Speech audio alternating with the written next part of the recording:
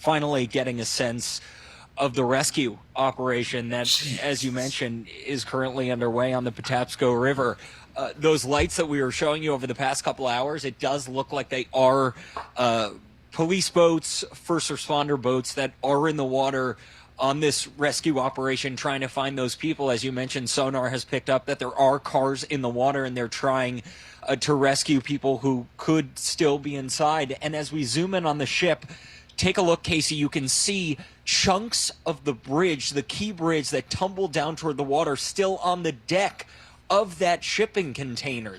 Pieces. Bro, this seems like a dream. This seems like an absolute nightmare that I just want to wake up from. Just what am I looking at right now? This is I've never seen anything like this. The way that bridge just collapsed the way it did just makes me terrified to cross a bridge, and I've crossed bridges all my life. Of the bridge mangled on top of the boat itself, on top of the ship itself. As they mentioned during the press conference, first responders, authorities have been in touch, and the Coast Guard have been in touch, it sounds like, with the crew of the ship. We don't know the latest of everyone who was on board. But look, you may look at a river like this and say, okay, how significant is the rescue operation? As we pan to the right, this gives you a sense of how much of the bridge was lost. It was a huge chunk of it. From our vantage point, it looks like the majority of the bridge is gone down into the water here. And so first responders, these rescuers, really have a lot of ground to cover. And as you can see there, that appears to be a Coast Guard helicopter also flying just over the water, perhaps looking for anyone who might be down in these intense waves. If you can't get a sense, it is not gentle conditions on the water this morning. It is freezing out here. The wind has been whipping all morning. So certainly rescuers have their hands full, and they're particularly concerned for the condition of anyone who could be in the water now, hours into this operation. But Casey, you can see, I can count from my view maybe 8-10 boats that are part of this rescue operation. That's just from what I can see, at least a half mile from the bridge. Look, they have both sides of the bridge locked down, the area shut down to anyone who is not part of this rescue operation, because you heard the urgency from both the mayor as well as those agencies that this is still very much an active scene and a rescue operation. That is the focus, trying to save people's lives, and that's what we're watching from this vantage point. But again, Casey, as we're finally getting daylight, it is shocking to see these pieces of the key bridge broken apart and either in the water or sitting broken on top of that shipping container, or the vessel there. Gabe, I mean, this is, as you point out, this is our first daylight glimpse of the aftermath of this horrific scene in Baltimore, with the Francis Scott Key Bridge collapsed on top of the Dali container ship bound for Sri Lanka. Our Juliet Kayem noted that there would have been a harbor pilot, someone specifically trained to navigate these waters, on board this ship.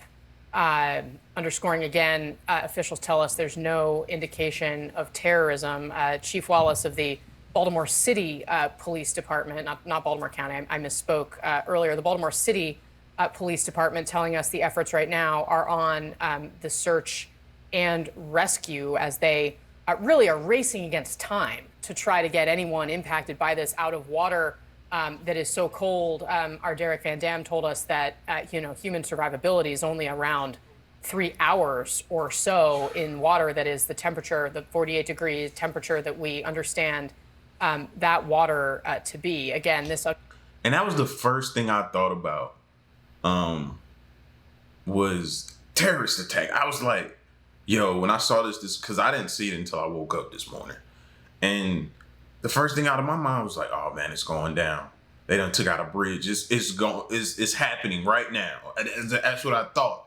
You know what I mean? And then to think about, then my mind was like, man, how many people were on that bridge? And then you hearing all the different stories and different things like that. So I was just like, oh my God. Oh my God. And then you think about it, coming from a person who worked in public safety and stuff like that, that that time from the initial call for rescue to come, that time is critical. It's very, very critical. That time, that window of time you had. And you hear them saying already 3 hours. 3 hours is what you're looking at. You know what I mean? Anything more than that is going to be a miracle. Not, and so you can't say it can't happen, but you're generally looking at about 3 hours. So that time from the call to the arrival, all of this time is critical, man. Unfolding at 1:27 a.m. We've been showing you the moment of impact. Now we're able to show you the Baltimore mayor is absolutely right. This is out of an action movie. That twisted metal on top of that ship as we see those rescue boats there. I just, as someone who with a lot of personal ties to Baltimore as well, I mean, it's just my heart goes out to all of the families that are impacted and affected here. Let's get to our Kevin Liptak, who's at the White House. We understand that the president of the United States actively monitoring this situation. Kevin, what can you tell us?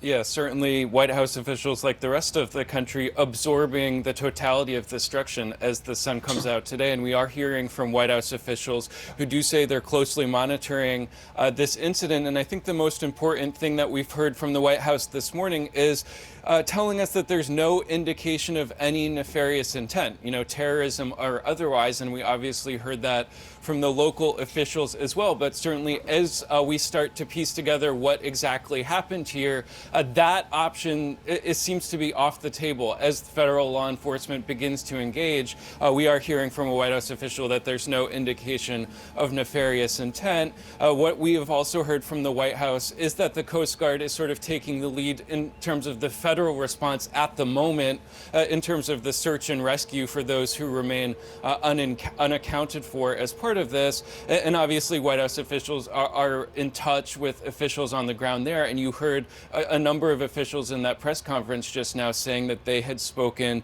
to the Transportation Secretary, Pete Buttigieg. We know that he spoke to the governor, Wes Moore. He spoke to the Baltimore mayor, Brandon Scott. And now we should say President Biden himself was scheduled to travel today on a campaign trip to North Carolina. We haven't gotten word that that trip is canceled as of now, but certainly it gives you a sense of the balance that any incumbent president running for re-election will have to strike when we have this sort of incident, this sort of tragedy unfolding that he will certainly want to keep an eye on. But as of now, White House officials saying they're very closely monitoring what's happening there in Baltimore. Yeah. All right. Our Kevin Liptak for us at the White House. Kevin, thank you very much. Let me bring in briefly Andy McCabe as we approach the top of the hour. Andy, we did hear from officials saying very clearly that at this point they have no indication that this was terrorism. What do you make of officials being able to make that claim at this point? Also knowing, of course, the FBI is on the scene and involved in this investigation. Well, I think that makes a lot of sense. I mean, they're basing that, no doubt, on the fact that there's a dearth of or an absence of intelligence or information that would point in that direction. Now, you have to, of course, always caveat that with we're at the very beginning stages of this effort as the officials. Yeah, they better be for sure that they know.